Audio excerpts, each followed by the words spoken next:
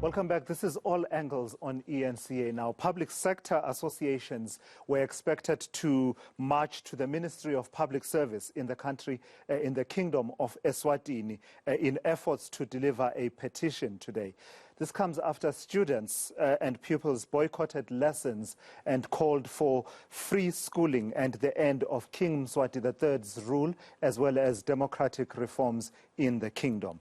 Let's go live now to the General Secretary of the Swaziland National Union of Students, Bafanabakhe Sacolo, who joins me now via Zoom from the capital, Mbabane. Mr. Sacolo, good morning. Thank you for joining me. So there was expected to be a picket and a procession to various points within the area of Mbabane. It was meant to happen today, but at the last minute, the National Commissioner issued a notification that says this is against certain provisions of the law, and there was that bit of a confusion whether or not the picket would go ahead today.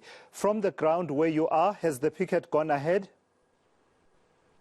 No, the picket has failed because there was soldiers and police deployed on the ground.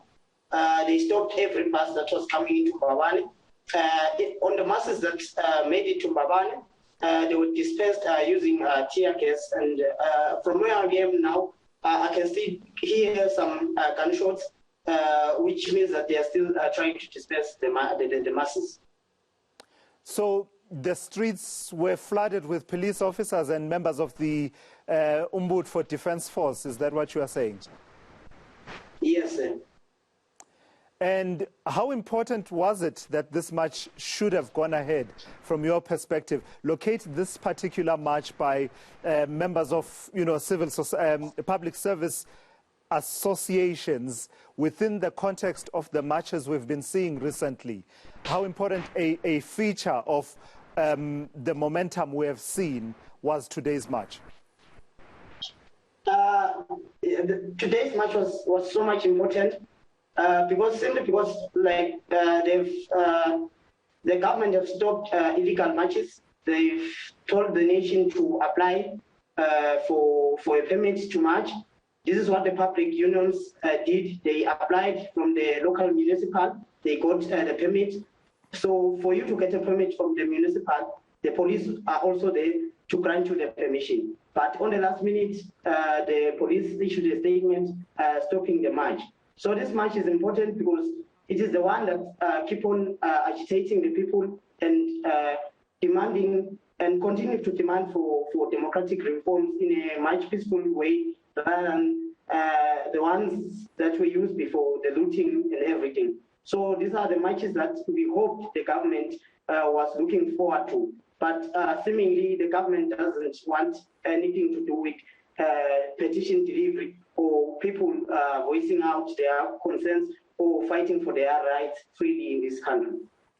Mr. Sacolo, we don't have the best of connections to you. The connection is actually fine, but I think it's more the audio that is the problem more than anything else. So let me ask you one final question and ask you to wrap up as much as possible then. For those of us who don't have a full picture of what's happening in Eswatini at the moment, the schooling suspended. We're told that schooling has been suspended.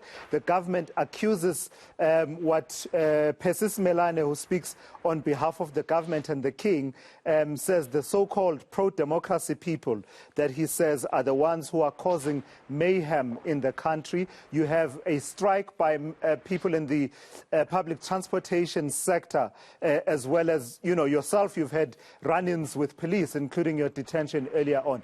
In total, for someone who is not familiar with the nitty-gritty of what's happening in Eswatini at the moment, how would you describe the situation and what stance should the international community, including the Southern African region, be taking at this very moment? Okay, thank you, sir. Currently in the country, everyone is calling for democratic reforms.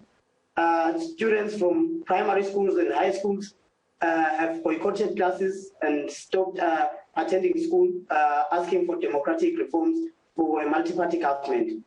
Also, the bus conductors have engaged in the strike since last week. They've stopped any public transport any public transport operation for almost a week now. They are also demanding democratic reforms and other things that they feel like they are not attended to. So the situation is everyone is wanting a democratic Swaziland, but the country has turned into a military state now. There are police and soldiers in schools and in communities. Young children are being shot. So to the international community, we need their intervention because people are dying each and every day. Like now, about 80 people have been killed, hundreds have been amputated, some are paralyzed from bullet shots. So we want the international community to sanction the country, not to participate in any international event until democratic reforms are brought into the country. All right. As I said, Mr. Sacolo, unfortunately, the line letting us down there. Thank you for talking to me, and hopefully we can talk again on a better line, because this is truly one of those really important stories underreported, and perhaps not much attention paid to it by regional leaders in particular to try and get movement. In fact, while we were talking, a video being sent to me that suggests that police in Eswatini have fired tear gas inside buses